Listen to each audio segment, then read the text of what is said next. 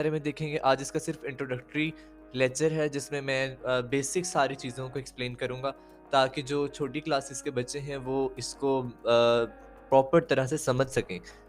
ठीक है, सबसे पहले इसकी डेफिनिशन देख लेते हैं कि एडजेक्टिव होता क्या है। Words that gives us the quality of a noun और अ प्रोनाउन। एडजेक्टिव ऐसे वर्ड को कहते हैं जो हमें नाउन या प्रोनाउन की खसूसियत के बारे में बताएं। ठीक है, जैसा कि हम कह सकते हैं कि किसी लड़के के बारे में हमें बात करनी हो, हम कहते हैं कि उसका कद जो है वो बहुत लंबा है, उसका रंग गोरा है, ठीक है? इस तरह की चीज़ें जो इंग्लिश में हमने बयान करनी होती है, जो वर्ड्स हमें यूज़ करने पड़ते हैं, वो एडजेक्टिव होते हैं। इसकी टाइप्स में देख लेते हैं, इसकी 2 तरह की टाइप्स हैं, वो डिपेंड करता है कि वो प्लेस के लिहाज से है या फंक्शन के लिहाज से। अगर प्लेस के लिहाज से बात करें तो एडजेक्टिव की 2 टाइप्स हैं, एक होता है एट्रिब्यूटिव एडजेक्टिव और दूसरा एडजेक्टिव होता है प्रेडिकेटिव एडजेक्टिव। एट्रिब्यूटिव एडजेक्टिव में नाउन से पहले एडजेक्टिव आता है, ठीक है? उसको बोलते हैं एट्रिब्यूटिव एडजेक्टिव। जैसे कि नीचे मैंने लिखा है a nice jug, a nice jug, a nice umbrella, ठीक है? तो इसमें नाउन से पहले जो है वो एडजेक्टिव आएगा तो ये एट्रिब्यूटिव एडजेक्टिव होगा। और अगर प्रेडिकेटिव एडजेक्टिव की बात करें तो वर्ब के बाद अगर एडजेक्टिव आए तो प्रेडिकेटिव एडजेक्टिव होगा, जैसे कि मैंने लिखा है द जग इज़ नाइस। उसके बाद फंक्शन के लिहाज से इसकी बात कर लेते हैं कि इसकी कौन-कौन सी टाइप्स हैं। इसमें आ जाता है adjective of quality, adjective of quantity, adjective of number, cardinal. फिर नंबर में आगे 2 टाइप्स हैं, कार्डिनल न्यूमेरल एडजेक्टिव और ऑर्डिनल न्यूमेरल एडजेक्टिव। फिर उसके बाद इसकी टाइप है प्रॉपर एडजेक्टिव, फिर उसके बाद इसकी टाइप है डेमोंस्ट्रेटिव एडजेक्टिव, फिर इसके बाद है डिस्ट्रीब्यूटिव एडजेक्टिव और पॉसेसिव एडजेक्टिव और इसके लास्ट वन जो है इंट्रोगेटिव एडजेक्टिव। सबसे फर्स्ट वन जो है वो है एडजेक्टिव ऑफ क्वालिटी। क्वालिटी में क्या है, खूबी है, किसी की सिफ़त है। खूबी के लिहाज से कोई बात करें तो हम जो है वो कहते हैं कि रिश्ते करवाने वाली जो माई है वो किसके बारे में बात करती है कि इसका नाक जो है तीखा है, इसका रंग गोरा है, इसका कद लंबा है, वो मोटी है, एटसेट्रा ब्ला ब्ला। ठीक है, तो इसमें एडजेक्टिव ऑफ क्वालिटी, क्वालिटी में खूबी बताई जाएगी वो चीज़ किस तरह की है। जैसे कि ब्रेव बहादुर है, बिग बड़ा है, स्मॉल लार्ज, अगली ब्यूटीफुल, वंडरफुल एंड कंफर्टेबल। इस तरह के जो वर्ड्स हैं वो एडजेक्टिव ऑफ क्वालिटी में आएंगे। उसके बाद है क्वांटिटी। एडजेक्टिव ऑफ क्वांटिटी में क्या क्या आता है?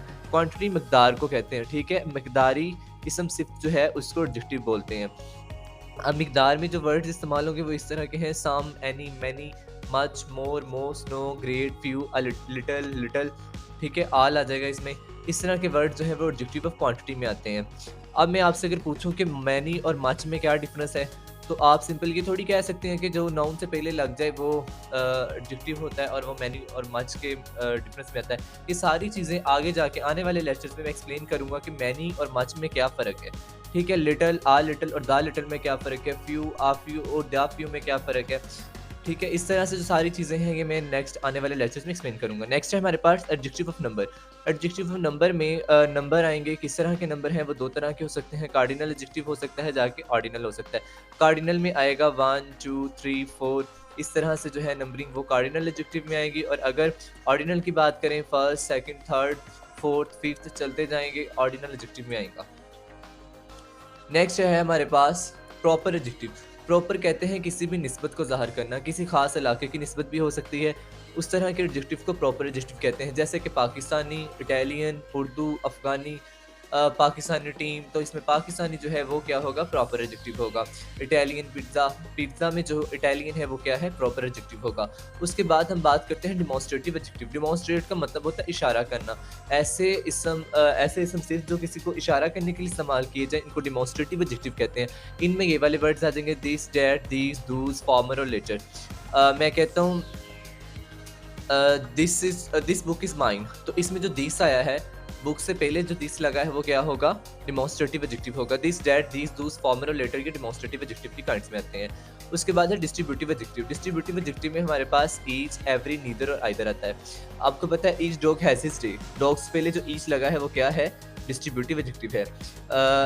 उसके बाद every person has his own Fortune, तो इसमें जो एवरी है वो क्या है, डिस्ट्रीब्यूटिव एडजेक्टिव है। उसके बाद है पोजेसिव एडजेक्टिव। पोजेसिव कहते हैं मलकियत को ज़ाहिर करना। अब ये भी 2 तरह का होता है, एट्रिब्यूटिव पोजेसिव एडजेक्टिव और प्रेडिकेटिव पोजेसिव एडजेक्टिव। अगर नाउन से पहले आएगा तो ये एट्रिब्यूटिव पोजेसिव एडजेक्टिव होगा और अगर नाउन के बाद मतलब वर्ब के बाद आएगा तो फिर ये प्रेडिकेटिव पोजेसिव एडजेक्टिव होगा। और प्रेडिकेटिव पोजेसिव एडजेक्टिव जो है ये बेसिकली जो है ये हमारे पास पोजेसिव प्रोनाउंस होते हैं। जैसे कि आप एट्रिब्यूटिव एडजेक्टिव में देख सकते हैं, माई है, यूअर है, हिज है, इट्स है, आवर है, देयर है और हुज है। पर लेकिन जो प्रेडिकेटिव एडजेक्टिव है उसके अंदर माइन आता है योर्स। मोस्टली जो प्रेडिकेटिव पोजेसिव एडजेक्टिव है इसमें हम एस लगाकर साथ जो है वो प्रेडिकेटिव बनाते हैं, जैसे कि mine, yours, ours, his, hers, ours और देयर्स। उसके बाद है इंट्रोगेटिव एडजेक्टिव। इंट्रोगेटिव एडजेक्टिव के अंदर सवाल पूछने के लिए जो इस्तेमाल होते हैं एडजेक्टिव, उसको इंट्रोगेटिव एडजेक्टिव्स बोलते हैं। जैसे कि हुज बुक, एडजेक्टिव कहते ही उसको है जो नाउन को मॉडिफाई करे, नाउन या प्रोनाउन को मॉडिफाई करे। अगर नाउन या प्रोनाउन को मॉडिफाई नहीं कर रहा तो वो इंट्रोगेटिव एडजेक्टिव नहीं होगा। अब आप देख सकते हैं नाउन से पहले ये वर्ड विच, हुज ये वर्ड लगा है, तो इसलिए ये क्या है, interrogative adjective. Whose book is this, ये किताब किसकी है, तो ये हुज जो है यहाँ पे इंट्रोगेटिव एडजेक्टिव का काम है। फ्रूट से पहले ये लगा है, नाउन से ये पहले लगा है विच, इसलिए ये क्या है, interrogative adjective. Which fruit did he purchase, उसने कौन सा फल खरीदा, तो यहाँ पे जो विच है वो इंट्रोगेटिव एडजेक्टिव है। उसके बाद मैं डिग्री फॉर एडजेक्टिव में एक बहुत ही इंपॉर्टेंट टेबल है ये, हर तरह के एग्जाम में, कंपेटिटिव एग्जाम में तो लाजमी तौर पे इसमें से क्वेश्चन पूछा जाता है। ठीक है, आप इसको अच्छे से तैयार करिएगा। पॉजिटिव डिग्री अगर हो एडजेक्टिव की, तो इसको कहाँ पे इस्तेमाल करते हैं, अगर किसी भी चीज़ का कंपैरिजन किसी दूसरी चीज़ के साथ नहीं किया जा रहा तो ये पॉजिटिव एडजेक्टिव होगा।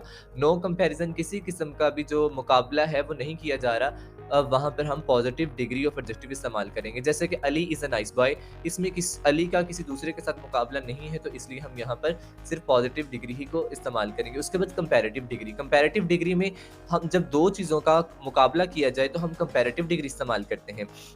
कंपैरिजन बिटवीन टू थिंग्स, दो चीज़ों के दरमियान अगर मुकाबला किया जाए तो वहाँ पर कंपैरेटिव डिग्री इस्तेमाल होती है। जैसे कि he is wiser than I. अब यहाँ पे बहुत सारे बच्चे जो हैं वो मीन लगा देते हैं। अब आपको पता है कि कंपैरिजन सब्जेक्ट के लिहाज से हो रहा है।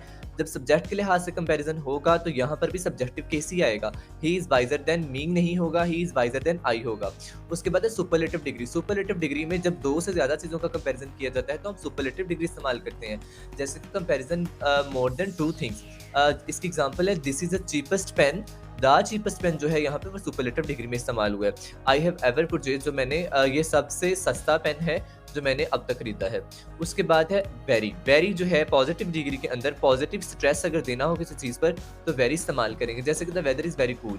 पर लेकिन अगर नेगेटिव स्ट्रेस देना हो तो हम इस्तेमाल करते हैं too. The weather is too cold, मतलब नेगेटिव स्ट्रेस दिया है तो टू आएगा, अगर पॉजिटिव स्ट्रेस दिया है तो वेरी आएगा। पर लेकिन ये है दोनों पॉजिटिव एडजेक्टिव की काइंड। उसके बाद है सो। सो जो है इमोशन को ज़ाहिर करने के लिए, जैसे मैं कहता हूँ द सॉन्ग इज सो मेलिफुलस।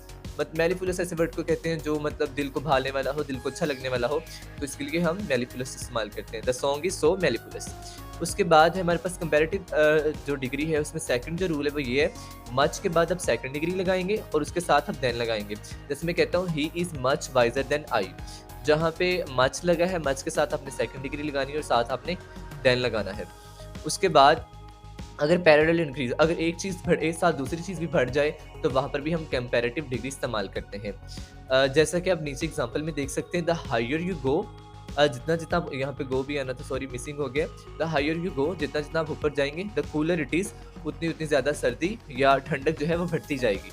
ठीक है, the higher you go the cooler it is, और इसके साथ आपने जो आर्टिकल है वो दा भी इस्तेमाल करना है। सेकंड डिग्री के साथ दा आर्टिकल इस्तेमाल होगा। और उसके बाद इसका फोर्थ रूल है कंपैरेटिव डिग्री का, अगर किसी सेंटेंस में ऑफ द टू लिखा आ जाए, ऑफ द टू लिखा आ जाए तो उसके साथ आपने क्या करना है, सेकंड डिग्री इस्तेमाल करनी है और सेकंड डिग्री से पहले आपने आर्टिकल द इस्तेमाल करना है। ठीक है, जैसा कि मैं कहूँगा द सारा is the taller of the two. Of the two ये एक वर्ड है जिसमें ये मतलब कह लें कुछ वर्ड्स का कम्बिनेशन है, जिसमें जो है आपने सेकंड डिग्री के साथ दा इस्तेमाल करना है। आमतौर पर तो आपको पता है कि सुपरलेटिव डिग्री जो है उसमें दा के साथ हमेशा थर्ड डिग्री हम इस्तेमाल करते हैं, आर्टिकल दा के बाद फ़ौरन सुपरलेटिव डिग्री इस्तेमाल होती है। पर लेकिन ये एक्सेप्शन है कि अगर ऑफ द टू लिखा आ जाए तो आपने जो है वो सेकंड डिग्री के साथ दा लगाना है।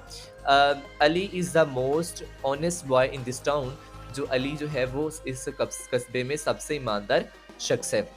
मुझे उम्मीद है कि आपको इस कंटेंट की समझ आ गई होगी। अगर किसी का भी कोई क्वेश्चन है इससे रिलेटेड वो मुझसे कमेंट बॉक्स में पूछ सकता है। ओके, अल्लाह।